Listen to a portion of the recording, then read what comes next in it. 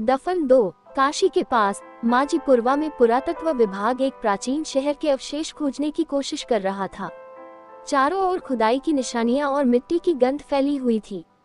Professor Hamid, जो इस अभियान के प्रमुख थे, अपनी टीम के साथ कई दिनों से मेहनत कर रहे थे।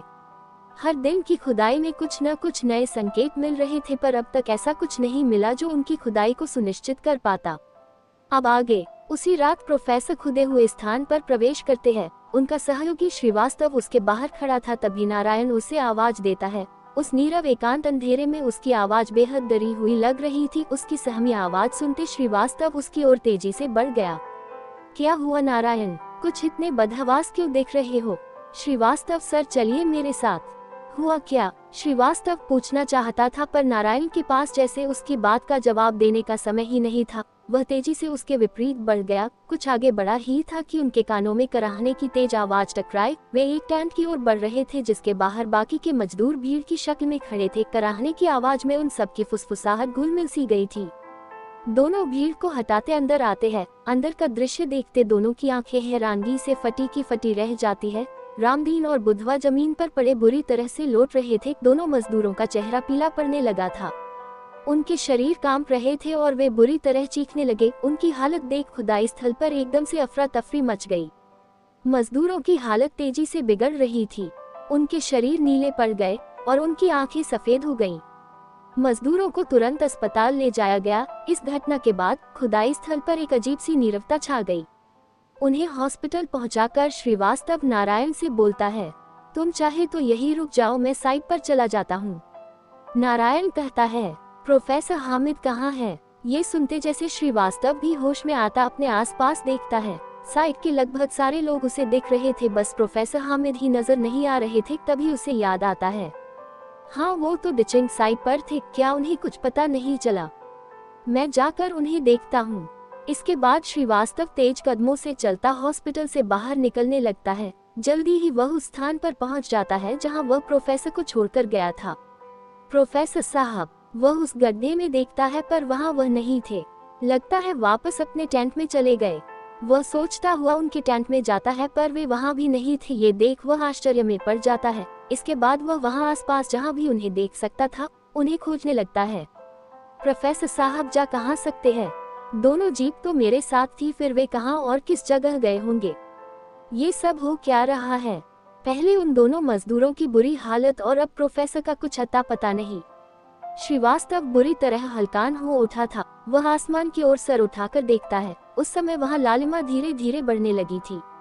दिल्ली का पुरातत्व अनुसंधान विश्वविद्यालय था जहां सुबह के 7 बज रहे थे। एक बड़े हॉल में तकरीबन 10-12 स्टूडेंट के बीच प्रोफेसर साहिल राठी खड़ा था। 40 की उम्र का, लंबा कद लेकिन दुर्बल शरीर वाला था वह। क्लास के अंदर भी वह फ्लैट कैप पहने था जो शायद उस प्रोफेसर की पसंदगी जाहिर कर रही थी। बारिश के बाद का उमस भरा दिन था जिससे उस हॉल के सारे पंखे फुल स्पीड में चल रहे थे। उस पुरानी बिल्डिंग के पंखे का शोर इतना तेज था कि प्रोफेसर अपनी आवाज को जबरन तेज किए हुए बोल रहा था। सारे स्टूडेंट भी उसकी बात पर अपना ध्यान लगाए हुए थे। आप सब एक बेहतर आर्कियोलॉजिस्ट बनने से बस कुछ कदम की दूरी पर है और ये कदम भी कम चाल से पूरे नहीं किए जा सकते। आपको अभी भी बहुत कुछ सीखना शेष है। इस बार मैं आपको जिस इंटर्नशिप में ले जाने वाला हूँ ये कोई आम विषय नहीं है। हम असली काशी की खोज कर रहे हैं। असली काशी? इसका क्या मतलब है सर? सर, जो काशी हम देख रहे हैं क्या वो असली नहीं है? क्या जमीन के नीचे कोई राज दफन है?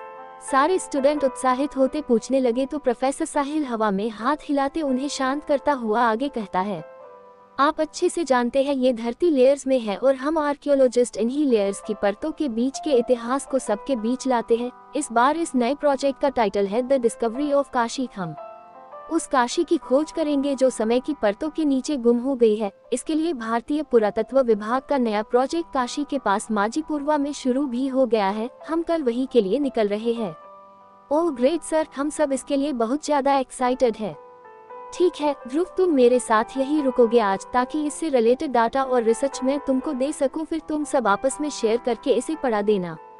ओके सर, सब एक साथ बोलते हैं। फिर उसके अलावा सभी वहां से चले जाते हैं। कुछ देर प्रोफेसर के साथ कुछ बुक्स और जर्नल कलेक्ट करने के बाद ध्रुव कहता है, सर अभी भी मेरे मन में प्रश्न है कि हम किस असल काशी की तलाश करने वाले हैं। प्लीज थोड़ा और क्लियर करिए न। ध्रुव की बात सुनते प्रोफेसर उनकी ओर गौर से देखते हैं। फिर एक गहरा श्वास खींचते हुए कहना शुरू करते हैं। एक समय था जब 26,000 से ज्यादा मंदिर थे यहाँ। हर एक मंदिर अलग अलग औरा का द्वार था। इन 26,000 मंदिर से जुड़े छोटे छोटे मंदिर विकसित हो गए, यानी मंदिर के कई कोण अपने आप में छोटे छोटे मंदिर बन गए। और इससे एक समय रहा जब यहाँ 72,000 मंदिर हो गए। जब ये शहर पूरे वैभव में था तब एक तरह से इस पूरे काशी में 72,000 तीर्थ स्थल थे। मैं 40 साल पहले की बात कर रहा हूँ। ये सब मार्क ट्वेन की किताब में उल्लेखित है, जो काशी में आया और काफी समय तक रहा। उन्होंने बताया कि ये शहर कहानियों से भी पुराना है। एक्सीलेंट खोज रही उनकी। हाँ, पिछले 2 साल से मंदिरों की 3 परतों की खोज हुई है जो लंबे समय से बंद थे, यानी कि ये शहर समय के साथ जमीन में समा चुका है और बार बार एक शहर पर एक नया शहर बसाया गया। समझो इस शहर की 3 से 5 परतें हैं, क्योंकि इसे लगातार 6 सदियों से तबाह किया गया। जाने कितने आक्रमण झेले इस शहर ने। तो सर माजीपुरवा में ऐसा कुछ मिला क्या? अभी कहना जल्दबाजी होगा। प्रोफेसर हामिद वहीं पर है और हम कल वहां पहुंच भी रहे हैं।